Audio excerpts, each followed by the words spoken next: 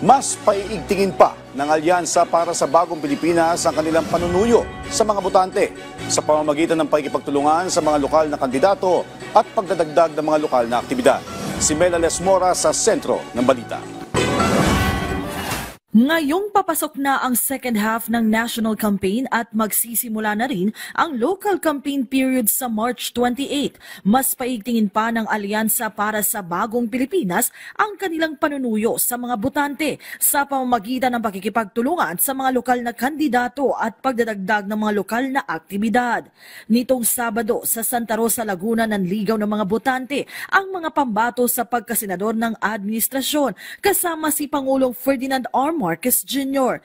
Dito'y kanilang inilatag ang mga nagawa na nila para sa bansa at ang mga nais pa nilang makamtan kapag sila'y pinalad manalo sa Hatol ng Bayan 2025. Sa Sarangani po, Jensan, marami na pong pamilya ang nabigyan natin ng pabahay. Libo na pong pamilya ang nabigyan natin ng pabahay.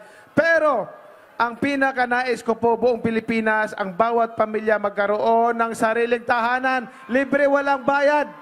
250 health centers ang naipatayo natin nitong huling taon. Kasi po akong chairman ng Committee on Health. Lahat yan kailangan kompleto ang gamit. Lahat yan kailangan kompleto ang gamot.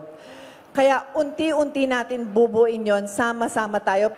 Mahalaga po kayong lahat. Ayon kay Alyansa Campaign Manager Toby Chanco, sa ngayon, isinasapinal pa ng koalisyon ang kanilang mga susunod na estratehiya.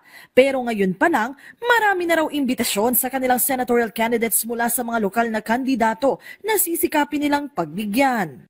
At alam naman natin yung local campaign is a grassroots campaign, no? So napakahalaga din before the formal start of the local campaign, we will meet again para tignan kung paano babalansehin yung kampanya namin doon sa kampanya ng mga local candidates na kaalyansa na natin. Bago ito, tuloy-tuloy rin ang kanya-kanyang aktibidad ng alyansa candidates.